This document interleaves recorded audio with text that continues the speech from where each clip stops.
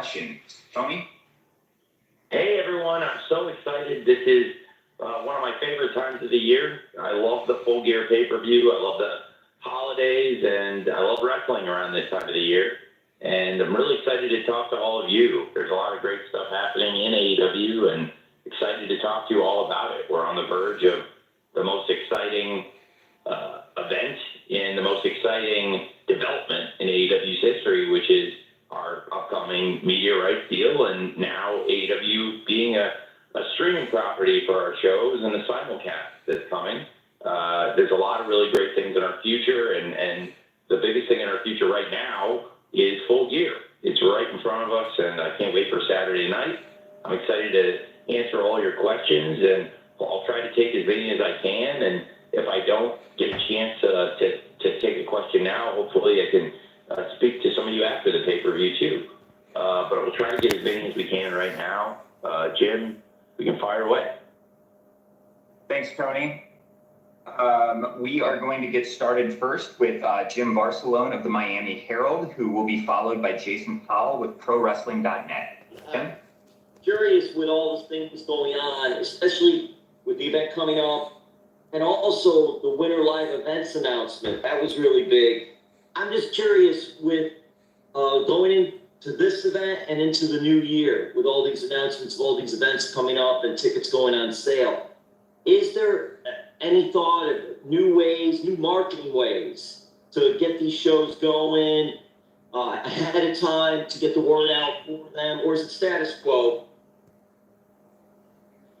Well, we're definitely trying to get the word out about our events. That's why we've released a schedule with so many great towns and great venues that we're coming to hit through the end of 2024 into 2025. We're really excited about Revolution. That it will be a debut for us in one of the biggest and best arenas in America.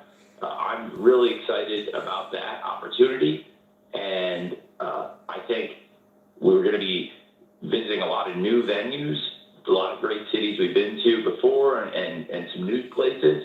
But absolutely, trying to hit top markets and get the word out about our live events is a top priority to us.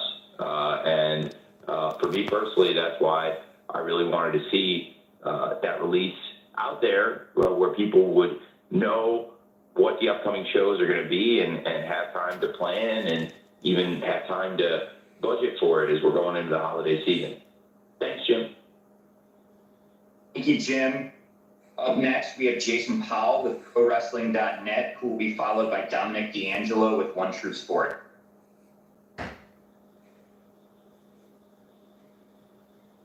Tony, can you hear me? Yeah, hey. Hey, I was hoping you could share an update on how Grand Slam Australia tickets are moving, and for that matter, whether you've decided if that event is going to be a pay-per-view, a TV taping, or just a big live event. Well, we're very excited to make our debut there. We've had sold thousands of tickets in the market, and it'll be a great debut for us in Brisbane, and hopefully the first of many shows down there. And as far as how it's going to run, I think it will present some challenges in terms of the timing of the event and the time zones as far as presenting it as a conventional pay-per-view here domestically. I think it's something to keep an eye on.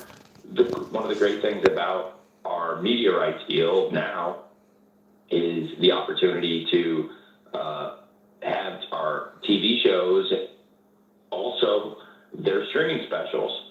All of the Dynamite and Collision episodes will be on TBS and TNT respectively, but they're also going to live stream on Max, which is really exciting. And I think it's a great opportunity for AEW. And Grand Slam Australia is in Q1, and it's going to be one of the major AEW events for sure.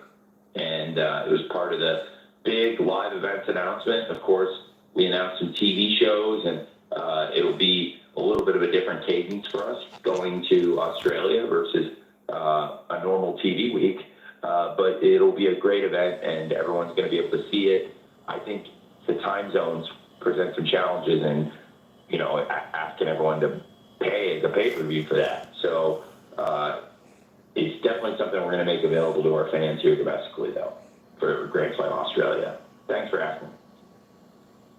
Thank you, Tony, and thanks, Jason. Dominic D'Angelo with One True Sport is up next and will be followed with a writing question.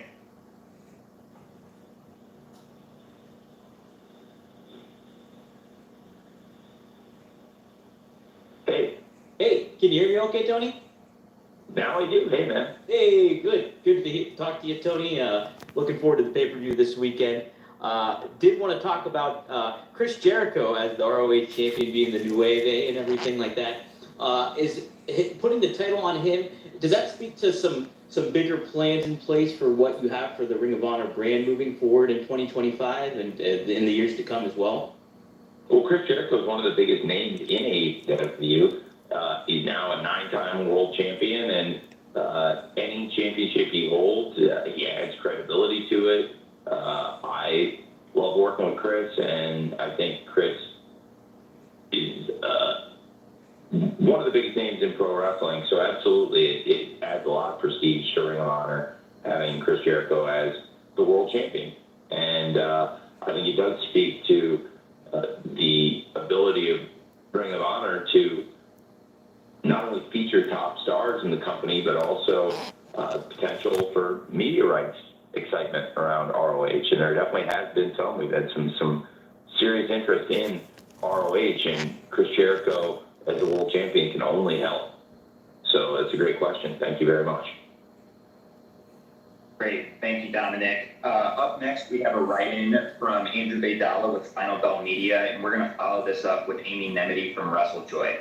So, Tony, here's what I have. I wanted to ask about the involvement of the Costco guys in the Full Gear pay-per-view. How has that experience been for you and the team? And do you think we'll see more collaborations like this in AEW moving forward to appeal to a different demographic or audience?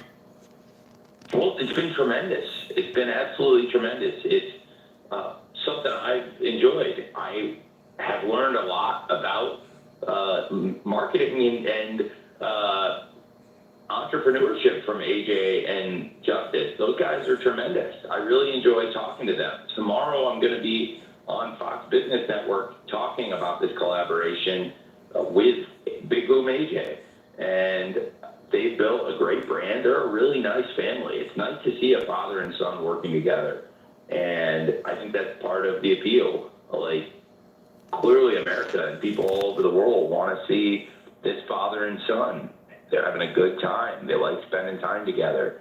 And they like watching Justice and the Riddler grow up. And it's really a nice thing. And I personally have really had my eyes open to what they've been able to do.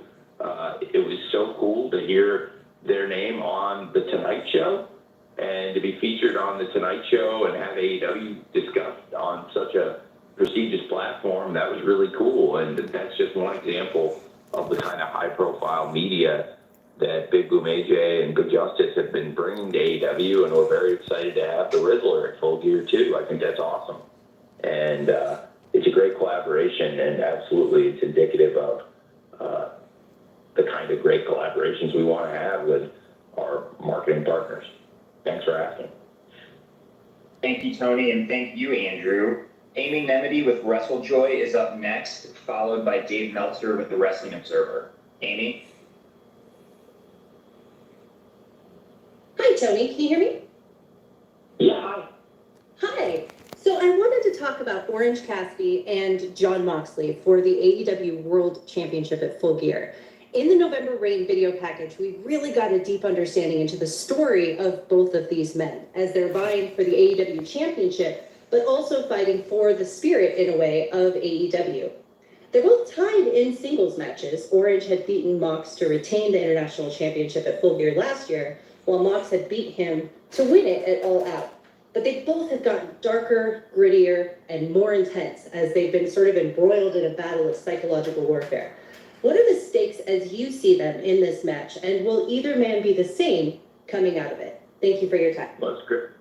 I appreciate you asking. It's a great history with Orange Cassidy and Jon Moxley, and very fitting to come back to Full Gear last year and look back at what's happened since. Jon Moxley and Orange Cassidy are in very different places and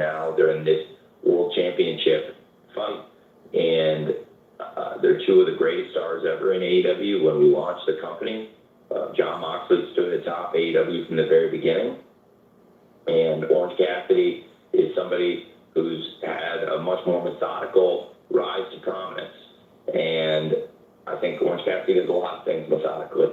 And I am very excited about this match. I think that they represent very different parts of the history of AEW, and then they've intersected in some of these great matches, great moments. They also clashed in front of over 81,000 people at Wembley Stadium in the biggest stadium stampede of all time. I think with Orange and Mox, there is always an opportunity for violence, and I think that this match in particular embodies two different voices in AEW and two historical figures that had great significance in our 5-year run that we've had here in AEW, and I think it'll be a great match, and I do think the company will be better off for it. Thanks for asking. Thank you, Amy. Dave Meltzer is up next with the Wrestling Observer, followed by Joel Torres of Contralona. Dave?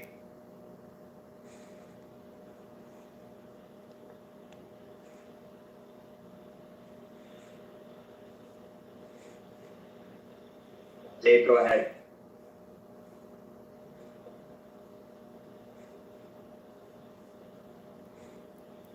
Can you hear me? Dave, are you on mute?